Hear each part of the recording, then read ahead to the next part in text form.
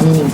Okey, cerita tentang wanita dambaan syurga, sahabat-sahabat ganda bonda yang datang, yang hadir ke Masjid Al-Mukminun Subang ini, maka kita nak tahulah apa yang dimaksudkan dengan wanita dambaan syurga. Ringkasnya, kalau ditanya kepada Ustazah Zai, kita berdoa sentiasa minta syurganya Allah, kan? Kita minta Allahumma inna nas'aluka ridhaka wal jannah. Ya Allah, tak ada lain yang aku minta ya Allah kecuali redanya. Alhamdulillah. Kita tulis di poster 2.45. Jadi kita boleh start dah. Okay, tak perlu tunggu pukul 3 petang macam biasa, sebabnya saya yang minta awal, asar sangat awal sekarang. Okay, jadi tak adalah kita kacau waktu asar lewat sangat nanti balik ke rumah. Baik, Alhamdulillah, mari sama-sama insya-Allah kita mulakan dengan Ummul Kitab. Alhamdulillah, mari sama-sama insya-Allah kita mulakan dengan Ummul Kitab Al-Fatihah. A'udzu billahi minasyaitonir rajim. Bismillahirrahmanirrahim. Alhamdulillahi rabbil alamin. الرحمن الرحيم مالك يوم الدين إياك نعبد وإياك نستعين اهدنا الصراط المستقيم صراط الذين أنعمت عليهم غير المغضوب عليهم ولا الضالين. Amin. Bismillahirrahmanirrahim. Alhamdulillahi rabbil alamin, wassalatu wassalamu ala asyrafil anbiya'i wal mursalin wa ala alihi wa ashabihi ajma'in. Rabbi syrah li sadri wa yassir li amri wahlul 'uqdatam min lisani yafqahu qawli. Rabbi yassir wa la tu'assir ya karim. Rabbi zidni ilma warzuqni fahma. Assalamualaikum warahmatullahi wabarakatuh. Apa khabar semua? Sihat Kak Rozi? Okay, Alhamdulillah. Sahabat-sahabat, hujan-hujan ni saya daripada Keramat, elok nak start kereta, start hujan. Okay, sampai kat sini nampaknya macam dari tadi juga dah hujan ni. Okay, jadi Alhamdulillah, Masya Allah, Allahumma sayyiban nafi'an. Allah berikan rezeki hujan ini, rezeki hujan yang bermanfaat untuk semua kita insya-Allah.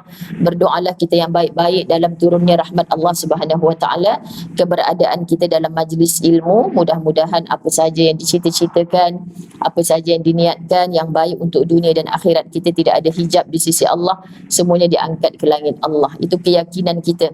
Tinggal lagi cepat atau lambat. Kalau cepat, sahabat-sahabat dirahmati Allah, takut lambat pula berakhirnya. Kalau lambat dapatnya, kita akan mendapat yang selama-lamanya kelak di kehidupan di kampung akhirat.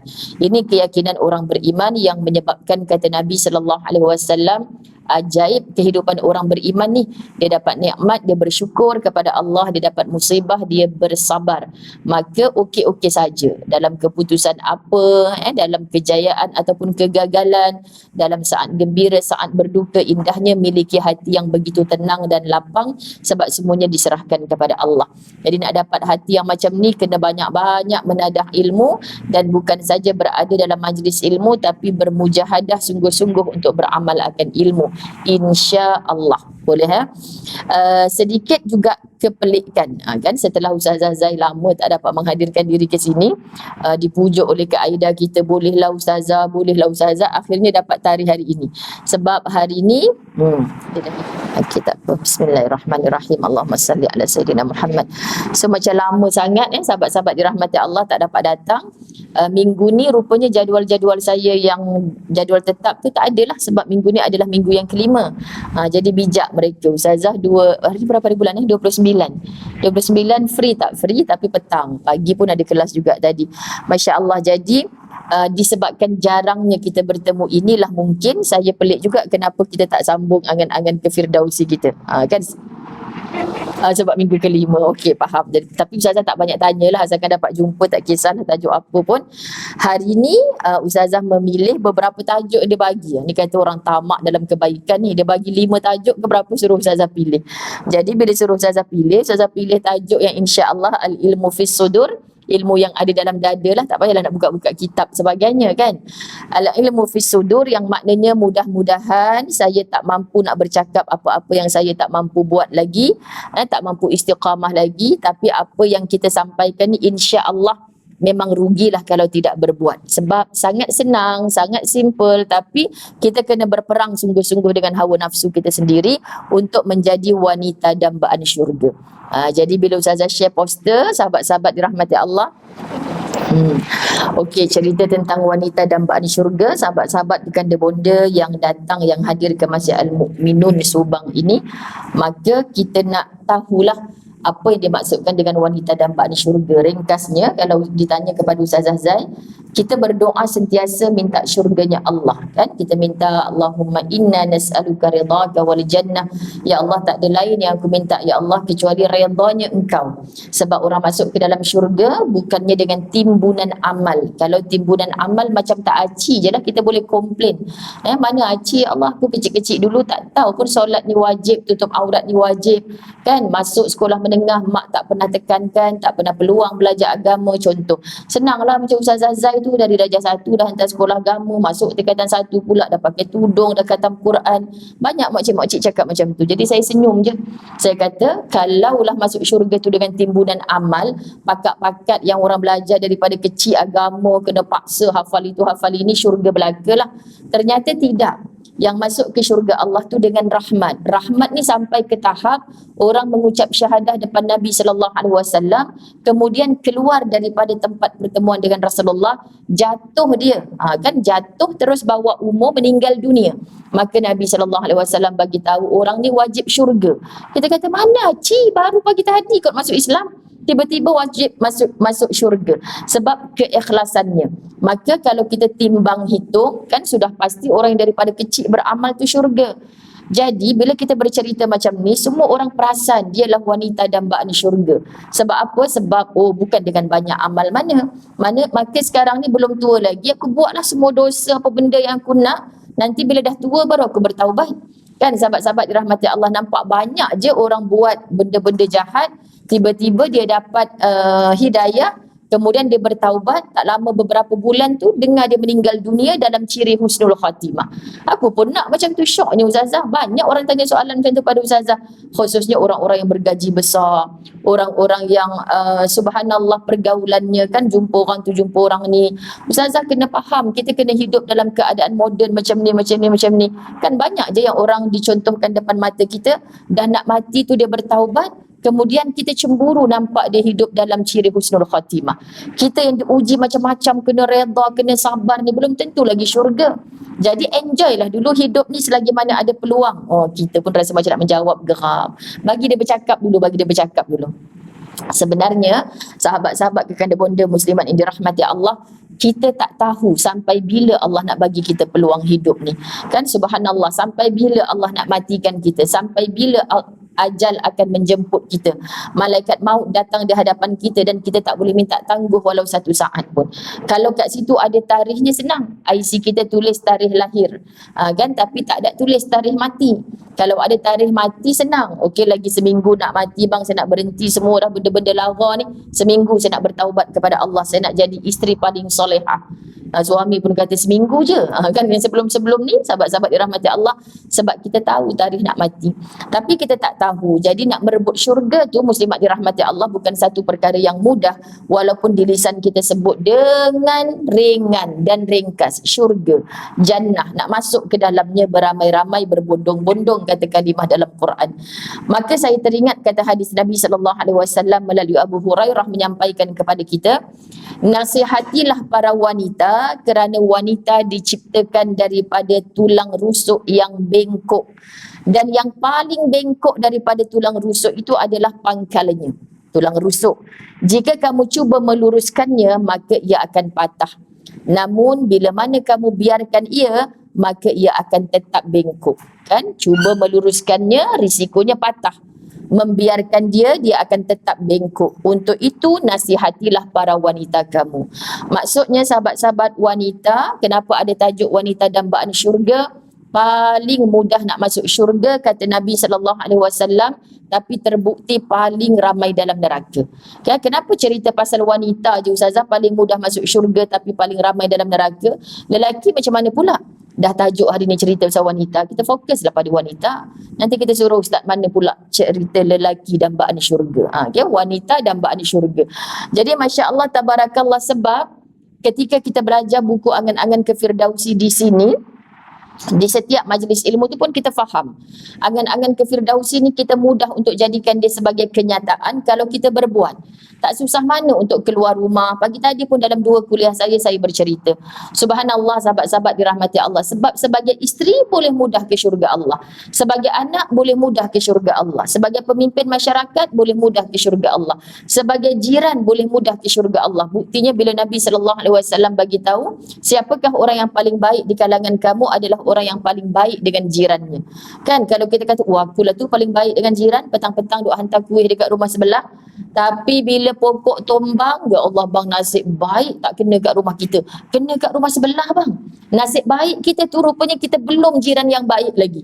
Faham tak sahabat-sahabat dirahmati Allah? Kita kalau belajar adab, lah aku ni paling baik rasa dengan jiran satu taman ni. Tapi biasalah mulut kita ni, ya Allah nasib baik bang, tikus-tikus tu tak masuk rumah kita, masuk rumah sebelah bang, dia sesat rumah sebelah. Syukurlah bang. Rupanya itu belum jiran yang baik. Kita sepatutnya tolong fikir sekali macam mana rumah kita selamat daripada tikus-tikus tu tak masuk juga kat rumah sebelah. Macam mana pokok tu tak hempap rumah kita, macam mana kita nak rasa susah macam jiran kita yang tengah susah tu. Oh ternyata bila kita belajar akhlak Nabi SAW, jauh lagi lah kita dengan syurga Allah Subhanahu Wa Taala melalui jiran. Belum lagi cerita, Ustazah saya bela orang tua saya sakit Ustazah kan. Orang lain semua tak mau jaga, sibuk kerja. Saya ni lah yang menghadap balik kampung setiap hujung minggu. Kan sahabat-sahabat, mudah dah ke syurga tu. Tapi kita menyalahkan orang tu, orang ni. Asyik kita je kena buat. Akhirnya sahabat-sahabat dirahmati Allah, benda yang boleh memuatkan kita masuk ke dalam syurga dengan mudah, ia tak mengundang pun kita ke dalam syurga. Jadi wanita, sebenarnya setiap kunci-kunci syurga tu ada pada kita. Antaranya dalam hadis ni, kalau kita menerima teguran, sudah pastilah orang yang paling dekat dengan kita. Ditegur oleh suami, cara bercakap, cara kita bergaul, cara berpakaian, patutnya kita disuruh bersyukur dengan teguran itu. Maka perkara pertama, nak jadi wanita dambaan syurga, kalau yang dia tegur tu adalah urusan agama kita, patut seorang perempuan rasa dilindungi yang amat sangat. Rasa dilindungi yang amat sangat, sahabat-sahabat. Syok. Kalau kita nak keluar rumah ni, pasal apa baju ketat sangat ni? Jangan melenting dulu. Dulu tak pernah marah pun, baru datang kuliah maghrib sekali kat masjid dah sibuk baju orang ketat tak ketat. Syukur sahabat-sahabat dirahmati Allah. Kan Ustazah baru lepas duduk sebelah Nilofa, kan program apa hari tu? Program Festival Sunnah. Biar pilah orang nak pandang tang mana, tapi Ustazah pandang dalam satu sesi ni. Antara yang paling membahagiakan selepas berumah tangga, terasa macam agama kita dibantu jaga oleh suami kita. Oh sahabat-sahabat dirahmati Allah, suami tegur walaupun dalam keadaan berniqab ni, kadang-kadang kita orang perempuan suka nak bercantik-cantik, make up juga walaupun make up yang nipis. Lepas tu dia tanya, bukannya orang nampak pun, kalau kat rumah nak cantik-cantik macam tu tak apa. Ya Allah, insafnya Ustazah, betul juga dah. Maka sejak dia tegur tu, saya tak pernah tak make up kat rumah. Saya pandang pula dia atas bawah kan. Aku ni pernah ke tidak make up kat rumah? Kan sahabat-sahabat. Lepas tu dia cakap, nak gimana ni cantik sangat baju. Lepas tu dia pun kata, okey, kalau dia tegur baju aku cantik-cantik kat luar, aku kena buktikan dalam rumah pun baju aku cantik. Maka sejak daripada hari tu Ustazah, saya susun baju saya. Isnin baju mana nak pakai, Selasa baju mana. Kat rumah tau sahabat-sahabat. Saya pun fikir, aku tak pernah lagi, aku tahu Isnin kelawar, Selasa kelawar, Rabu kelawar kan.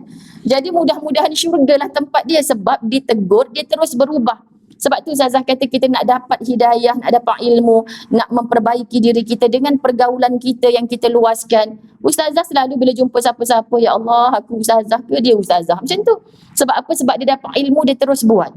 Subhanallah, jadi betul balik bang apa yang tak kena pada saya ni. Dah betul lah dia cakap tu, buat apa cantik-cantik kat luar rumah. Cantik luar rumah tak salah kalau menyamai cantiknya dalam rumah. Sahabat-sahabat dirahmati Allah, kita orang perempuan dah lama kan silap dalam latihan yang begini. Pandang cermin, kecantikan kita sebenarnya untuk siapa? Bohonglah kalau kata untuk suami. Kenapa Ustazah kata bohong? Akak pergi kerja satu kereta dengan suami, kedak lah Ustazah, suami kereta lain, saya kereta lain. Akak satu pejabat dengan suami, ketak lah. Habis tu yang kata cantik untuk suami ni kat mana? Subhanallah sahabat, kat pejabat orang pandang orang lain, tak pandang kita. Oh, bulu mata aku kurang lentik kot, besok pakailah yang palsu. Sebab kita nak dipandang orang lain juga. Sebenarnya kecantikan kita ni bukan untuk dipersembahkan pada orang lain. Sampailah orang perempuan tersilap dalam memahami erti tabarruj. Apa tabarruj ni? Berlebih-lebihan dalam kita bercantik-cantikkan. So berlebih-lebihan tu bukan kata kita kata, oh ini pakai baju bling-bling, pakai baju mahal ni, tabarruj ni. Sedangkan sahabat-sahabat dirahmati Allah, nawaitu dia ketika memakai itu bukan niat untuk kelihatan lain daripada orang lain. Sudah pasti jangan nampak beza sangat dengan orang lain. Kita pakai tudung dah elok sama, fashionnya ada bawal, ada tenggiri, ada siakap, macam-macam ada kan. Tapi yang Allah nak, labuhkan, tutup bahagian dada, tak menampakkan bahagian-bahagian yang Allah tak suruh nampakkan pada lelaki-lelaki yang bukan mahram. Itu niat. So fashion apa silakan. Sebab tu ada orang marah bila Ustaz Zaidros kata tak payah pakai tudung pun tak apa. Ni Ustaz apa tak payah pakai tudung tak apa. Letak plastik sampah dekat kepala pun boleh, asal tutup rambut tu. Marah orang perempuan sahabat-sahabat. Maksudnya tudung nak pakai cara macam mana terpulang, tapi apa yang Allah suruh tutup tu disuruh tutup. Faham? Subhanallah. Jadi jangan melampau-lampau. Orang pakai bawal fashion 2022 ni. Dia pula yang pakai dinosaur lah, pakai apa kan. Sebab dah tutup dengan tudung, letak pula songkok, letak pula serban dekat luarnya. Jadi bila pergi ramai-ramai 500 orang, orang tengok dia saja. Bila jadi orang tengok dia saja, itulah yang cenderung kepada tabarruj. Faham tak muslimat? Jadi tabarruj ni kalau kita nak faham, sebenarnya nak tarik perhatian siapa? Sampai menarik perhatian orang ni bukan mahalnya, bukan kilat-kilatnya, tapi pelik daripada yang lain. Sampaikan satu kitab, sahabat-sahabat dirahmati Allah, saya baca nukilan bahasa Arab dipindahkan ke bahasa Melayu. Kan perempuan-perempuan dalam Quran dibahaskan. Kalaulah wanita-wanita jahiliah dihidupkan pada zaman ini, mereka pun pelik dengan kehidupan berfashion orang zaman moden ni. Faham tak? Maksudnya mereka dulu sepatutnya mungkin lebih dahsyat. Tetapi sahabat-sahabat dirahmati Allah, zaman orang perempuan menconteng-conteng wajahnya, itu mereka kata lebih pelik daripada mereka. Jadi kalau mereka hidup pada zaman ini menyatakan kepelikannya ini lebih dahsyat daripada jahiliah, itulah dia tabarruj. Jadi silakan untuk berfashion, sahabat-sahabat dirahmati Allah, namun kita jaga untuk siapa. So teguran tadi tu patutnya kita berterima kasih kepada suami, berterima kasih kepada anak kecil yang tegur kita, berterima kasih kepada keluarga mahram kita. Kalau tak bersuami, mungkin abang kita tegur, aku tengok kau kat Facebook lain macam je bila selfie ni. Kan terima kasih. Sebab itulah bila doa Ustaz Zai, ampunkan dosa-dosa suamiku ataupun lelaki-lelaki yang melindungiku, wahai Allah, kasihani mereka yang terpikul di atas bahu mereka pelbagai tanggungjawab. Kenapa tanggungjawab tu? Bukan Allah tanya pasal diri dia saja nanti. Hang tegur tak bini hang? Hang tanya tak kakak hang? Kan kakak tu kan tak ada suami, pasal apa yang tak tanya dia, kenapa tak tutup aurat lagi sampai ke matinya? Hang jaga tak adik perempuan hang tu? Sebab tu kena ada rasa cemburu seorang abang kepada adik perempuan yang bertepuk tampar dengan lelaki yang bukan mahram. Dia kena tegur sahabat-sahabat dirahmati Allah. Sebab selangkah lelaki-lelaki kita nak masuk syurga, tiba-tiba ditarik semula tak jadi ke syurga kerana apa? Kerana wanita-wanita di sekelilingnya. Ditanya tentang isterinya bagaimana? Ditanya tentang hubungan dengan ibunya setelah bernikah dengan seorang perempuan, lupa tak dia pada perempuan yang melahirkan dia, yang minum air susunya. Ini pun akan ditanya oleh Allah. Ditanya tentang adik-beradik perempuannya, ditanya tentang anak-anak perempuannya, semua ditanya. Maka doa kita, kasihani suami kami, lelaki-lelaki yang melindungi kami, wahai Allah, yang terpikul di atas bahunya pelbagai tanggungjawab yang akan ditanya satu persatu ketika berseorangan berdiri di hadapanmu di mahsyar kelak. Berikan mereka petunjuk, hidayah dan taufikmu ya Allah, agar mereka mampu memimpin tangan-tangan kami ke jalan-jalan syurgamu, mampu mereka menarik tangan-tangan kami daripada jurang-jurang api nerakamu. So jangan syok sangat kalau suami, I tak kisah you nak pakai apa je, jangan bogel sudah. Maknanya pakai ketat tak kisah, buka aurat tak kisah, nak bercakap dengan lelaki bertepuk tampar tak kisah. Itu bukan sweet sahabat-sahabat dirahmati Allah. Itu bukan sporting. Itu sebenarnya nak mencurahkan kepada kita minyak gas yang boleh membahamkan kita dengan dahsyatnya api neraka. Sebab tu kalau kita tak dapat suami yang menegur dalam hal agama kita, tolong bagi tahu dia. Ya Allah bang, tadi pergi kuliah, ustaz cakap macam ni. Berdosa rupanya kalau saya keluar tanpa izin abang. Kalau saya keluar tanpa izin abang, abang tolonglah tegur saya. Kalau abang nampak pakaian saya dah mula macam ni, kenapa saya minta tegur walaupun 20 tahun kita hidup abang tak pernah kisah. Kali ni saya minta abang tegur. Sebab apa sahabat-sahabat dirahmati Allah, takut kita melampau-lampau dalam kehidupan ini, dan bila kita tak menerima teguran mereka, itulah hati yang tidak sihat. Dan termasuk kita dalam hadis Abu Hurairah yang disebutkan tadi. Kalau kita tak jaga dengan betul sahabat-sahabat, maka patahlah tulang rusuk yang dimaksudkan itu. Sebab tu kena tegur dengan penuh kelembutan. Wanita, kalau kita tak ada orang-orang yang nak menegur kita, bapak saya pun dah tak ada, ustazah, adik-beradik lelaki tak ada, minta jodoh, Allah tak anugerahkan jodoh, jagalah diri kamu sebagai seorang wanita yang mendambakan syurga. Masya Allah, sahabat-sahabat dirahmati Allah, itu hadis. Kalau kita rujuk ayat Allah Subhanahu Wa Taala tentang wanita-wanita syurga, siapa wanita-wanita syurga yang disebutkan dalam Quran? Tentang Asiyah, isteri Fir'aun. Ini hal isteri. Subhanallah, kalau seorang diuji tentang pasangan hidupnya, suaminya, dia tak pimpin saya ke jalan agama, ustazah, bagaimana kuatnya kita berhadapan dengan ujian tersebut. Sebab Asiyah masih dijamin syurga oleh Allah walaupun suaminya adalah Fir'aun. Sebab tu lisan Nabi yang mulia bila menceritakan tentang wanita yang dijamin syurga, itulah antaranya disebutkan tentang Asiyah. Jadi tepuk dada tanya iman, sahabat-sahabat, kalau kita diuji dengan pasangan, bukan kita seorang. Ada calon wanita syurga yang telah diuji. Aku je cari agama, ya Allah, aku dah pesan, dah nasihat dah suami aku, tapi kelihatan dia masih belum mau. Belum terlambat. Terus ajak, terus bagi tahu, terus pimpin. Kat mana yang kita boleh nasihat dia. Jangan waktu dia tengah lapar, tengah hangat, tengah bad mood, kita pun, abang, sesungguhnya ke masjid itu 27 darjat. Memang dia baling apa yang ada kat tangan dia kat kita kan, sahabat-sahabat dirahmati Allah. Tengah dia ngending-ngending kat kita nak minta sesuatu tu, kita cakap lah, kan indah kalau abang pergi solat jemaah sama macam jiran kita kat sebelah tu. Dia jawab lagi, sahabat, kenapa kahwin dengan aku dulu, kenapa tak kahwin dengan lelaki orang sebelah tu? Dah pening pula kita kan, sahabat-sahabat dirahmati Allah. Jadi jawapannya, kita perbaiki diri kita. Allahu Akbar. Sebab tu apabila kita bicara tentang wanita dambaan syurga, 2 tahun lepas kot tak silap, awal PKP tu kan, sebab rindu-rindu dengan jemaah, ustazah pun buat satu hadiah. Rasanya orang-orang lama dekat Masjid Al-Mukminun ni pun pernah dapatkan buku yang bertulis 10 pesanan Ustazah Zai kepada wanita-wanita dambaan syurga. Ini pesanan ni sahabat-sahabat viral lah satu ketika dulu, awal-awal PKP dulu, dan kami ada buat program khas di Hari Wanita pada awal PKP dulu. Ustazah buat maraton 24 jam non-stop kuliah. Dan yang memulakan siri kuliah itu pada jam 12:01 tanggal 8 Mac 2020. Okey, masa PKP itu adalah Ustazah Zai dengan tajuk Wanita Dambaan Syurga. Okay, jadi sebab tu bila saya dapat tajuk ni, saya sengih je. Saya teringatlah tempat-tempat ataupun kuliah online yang saya bagi tajuk ni, memang Ustazah takkan lekang bagi 10 pesanan nasihat Ustazah Zai ni. Sebab kita tak mampu nak sehebat Asiyah. Kita tak mampu nak sehebat Fatimah Az-Zahra yang juga dijamin syurga.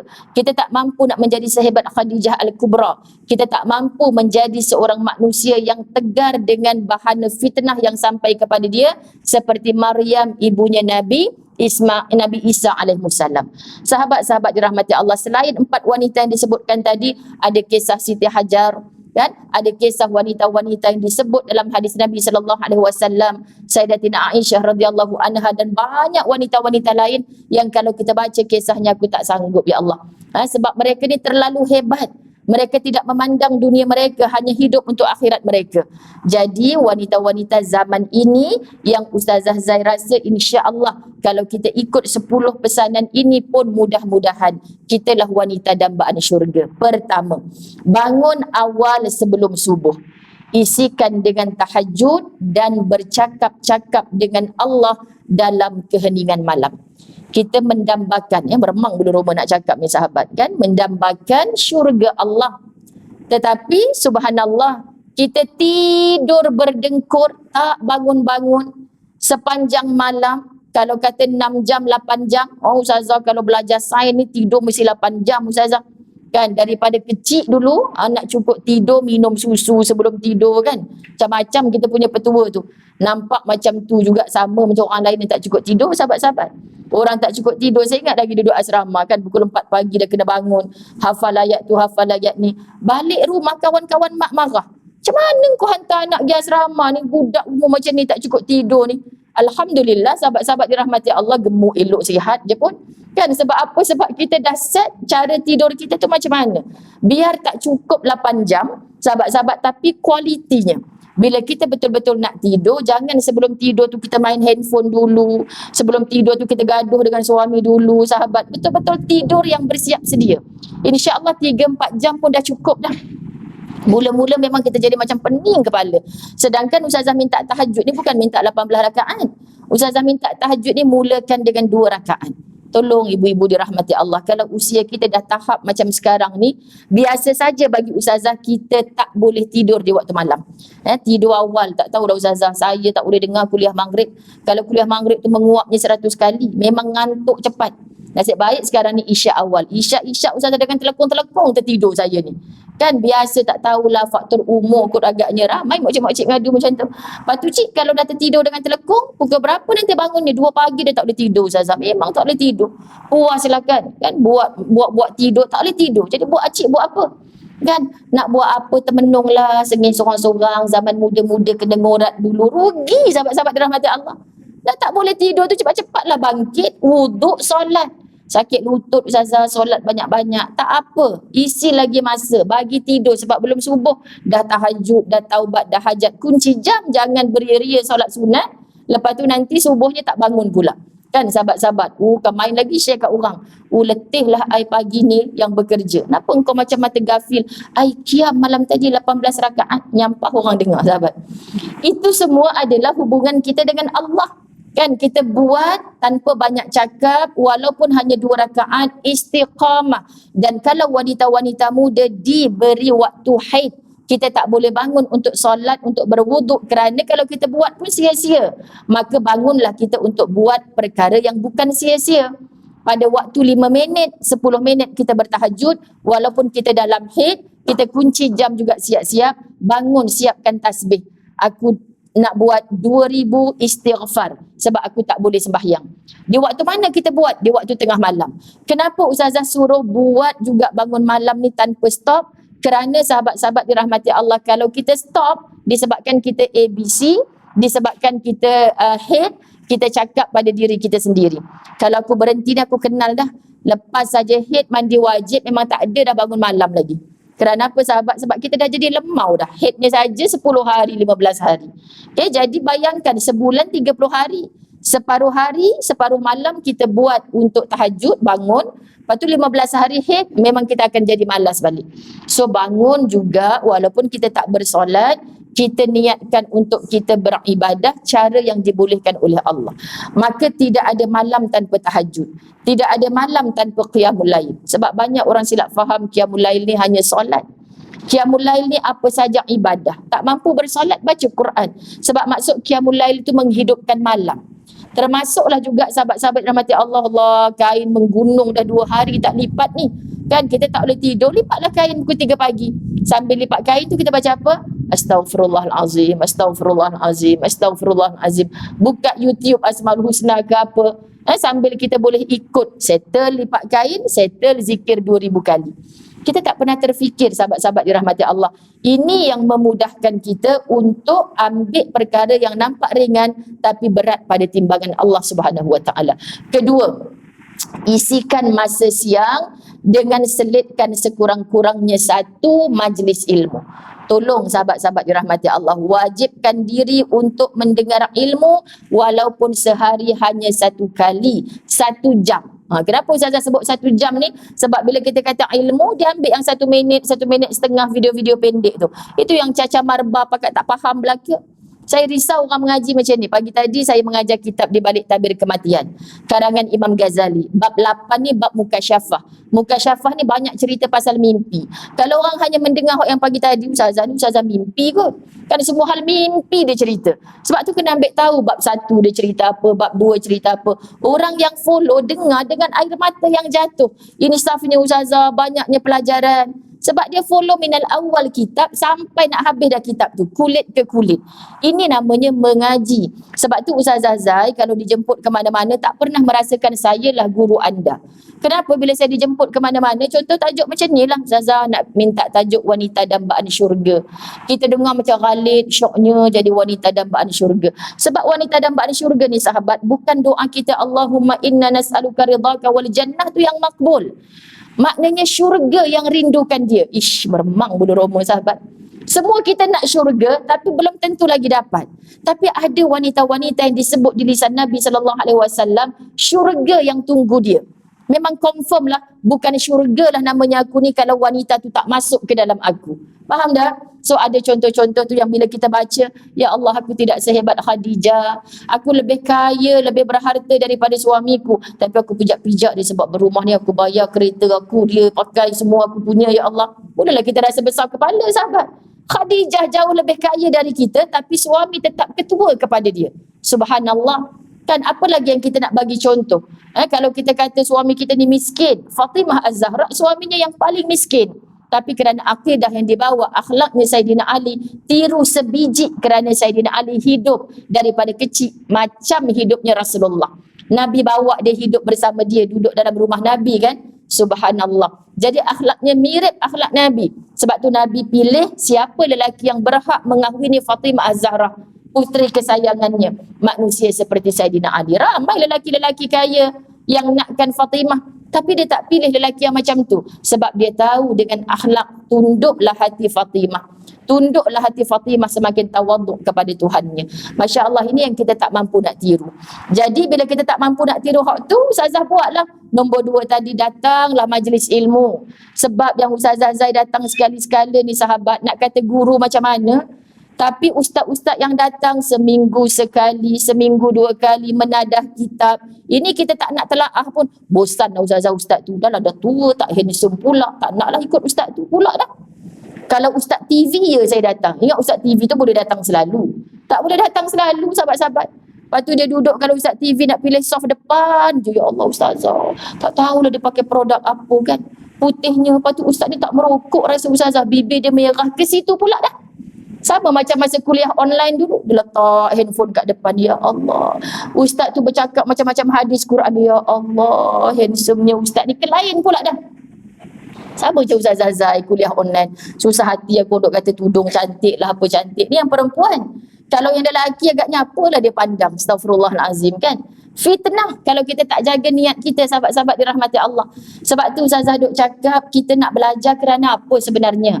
Untuk mendekatkan kita kepada Allah. Sebab tu kamu jadi orang yang di hadapan, Ustazah Zai selalu ingatkan diri, jangan kumpul follower untuk orang tunduk pada kamu. Kamu kumpul ramai orang ke mana-mana kamu pergi untuk mengajak mereka tunduk kepada Allah.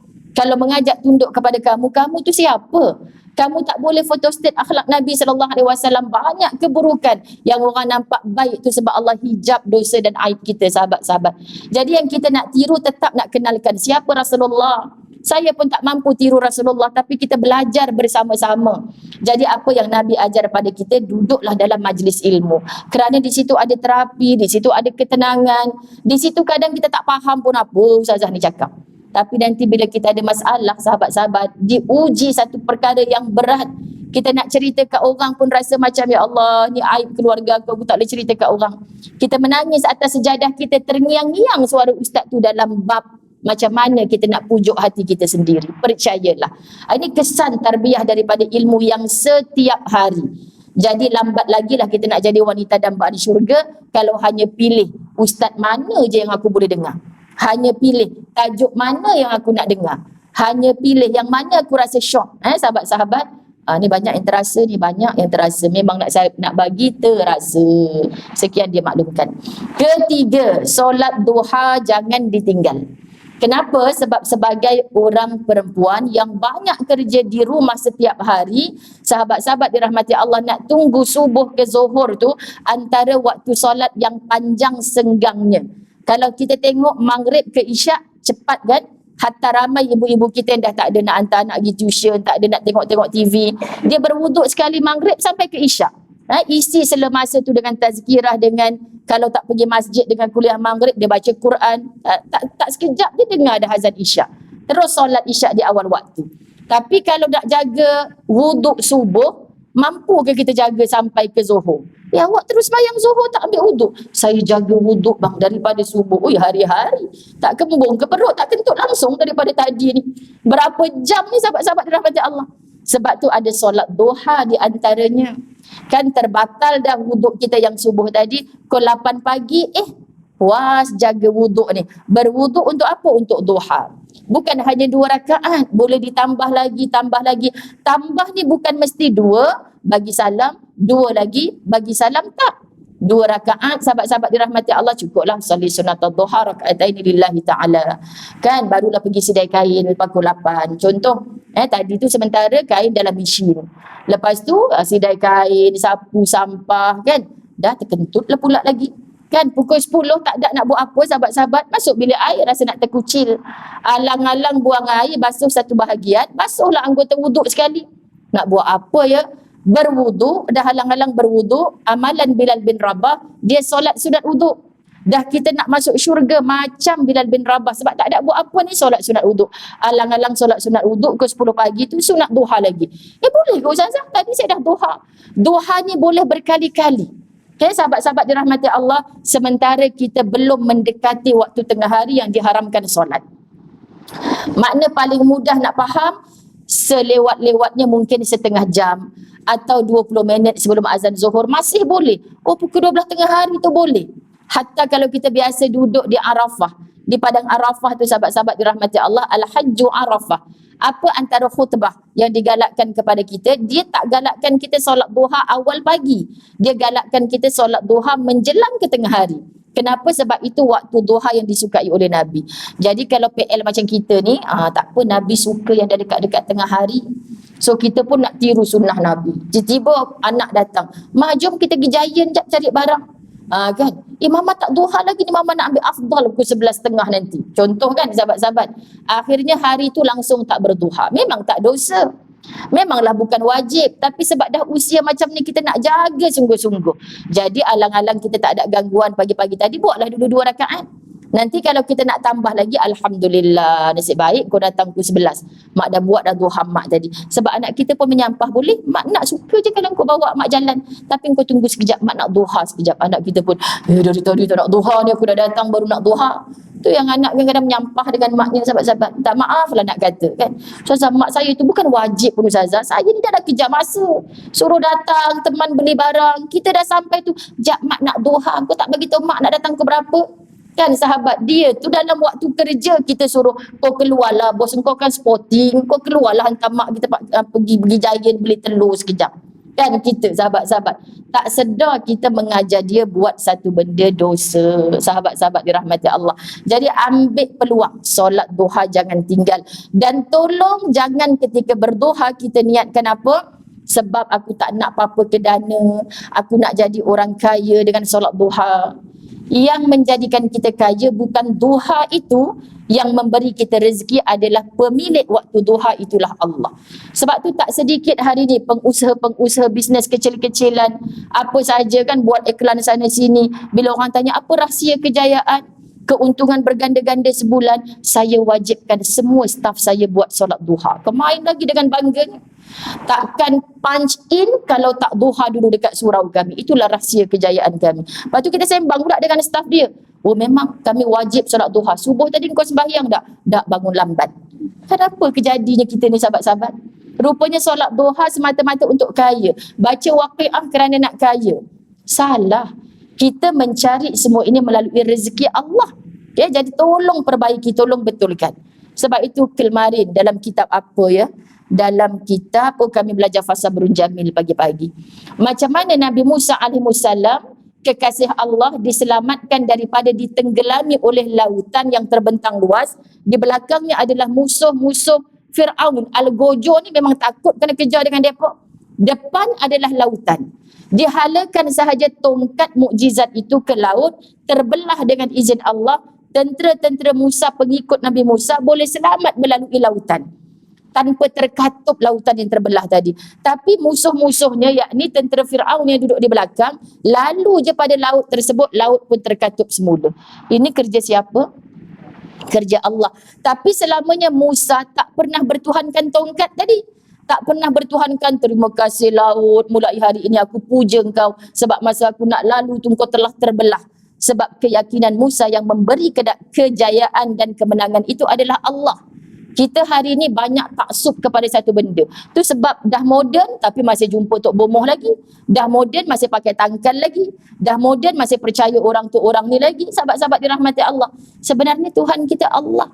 Macam Siti Hajar berlari-lari antara Safa dan Marwah. Berusaha antara Safa dan Marwah. Tapi dia tidak putus asa bila tak dapat air antara Safa dan Marwah.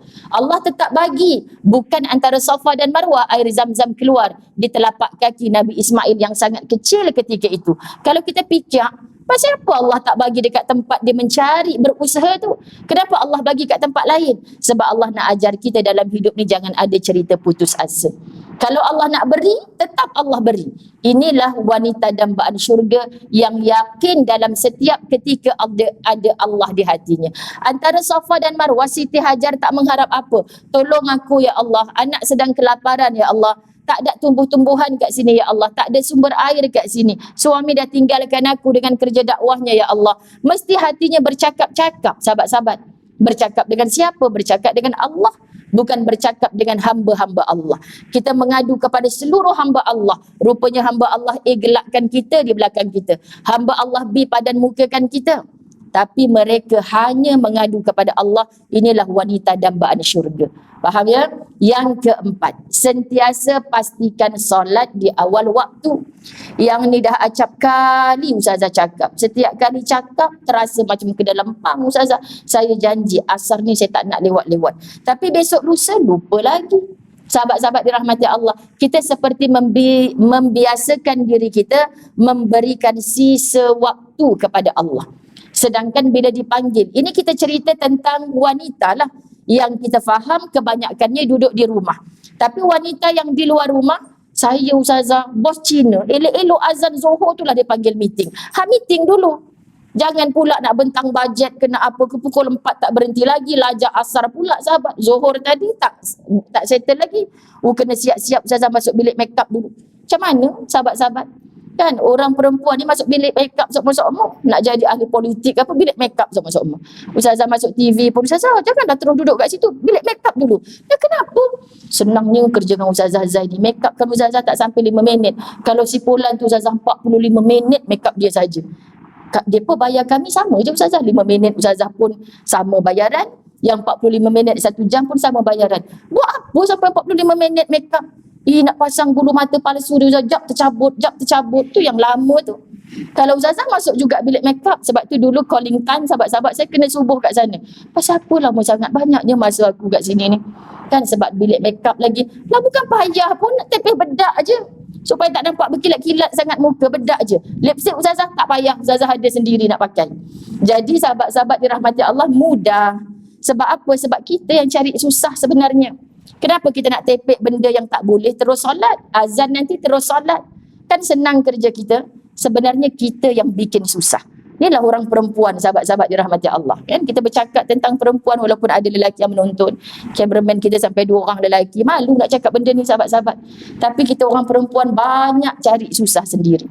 Kenapa tak solat-solat lagi ni? Allah Ustazah, qadar tak boleh ke? Kan kalau solat awal waktu kena buka tudung, cabut, solat, lepas tu make up lagi. Ustazah ingat murah make up saya tu. Sebulan nak peruntukkan separuh gaji saya tau.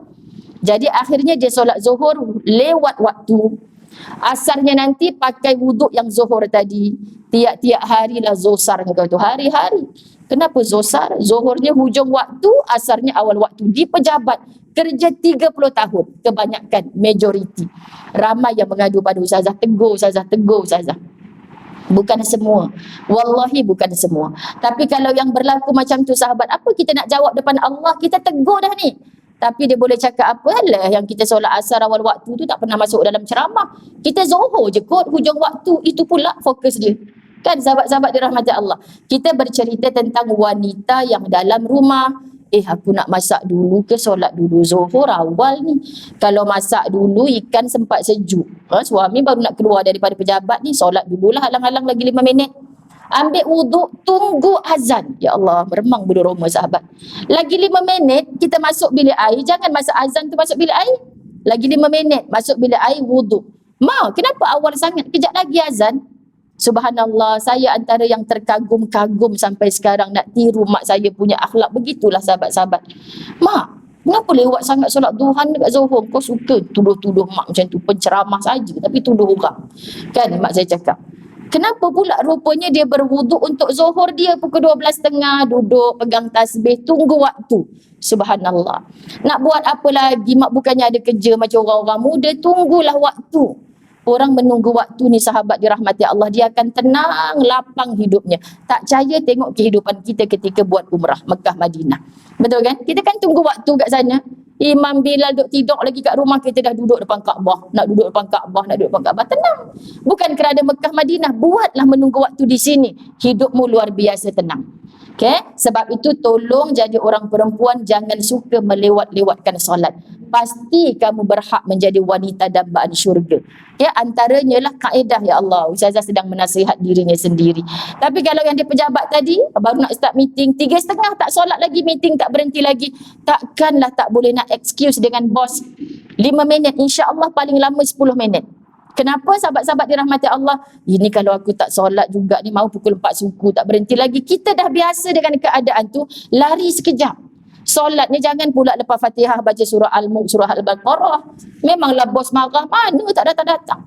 Baca yang wajib je ketika itu. Sebab aku nak cerita pun lepas Fatihah ada surah, ada tomak ninah. Bukan ni si Acong ni faham pun, ya Allah. So kita ambil asalkan kita sembahyang tepat pada waktunya. Sebab solat tepat pada waktunya ni adalah perintah Allah. Kitaban mawquta. Faham ya sahabat-sahabat dirahmati Allah? Yang kelima, pakaian bersih dan patuh syariat. Itu sebab kenapa pentingnya pakaian bersih dan patuh syariat. Tak adalah cerita bila kita keluar ke mana-mana, Kak tak solat, baju kotor lah Ustazah. Tu banyak sangat. Dia rasa nak lepuk je kadang-kadang sahabat.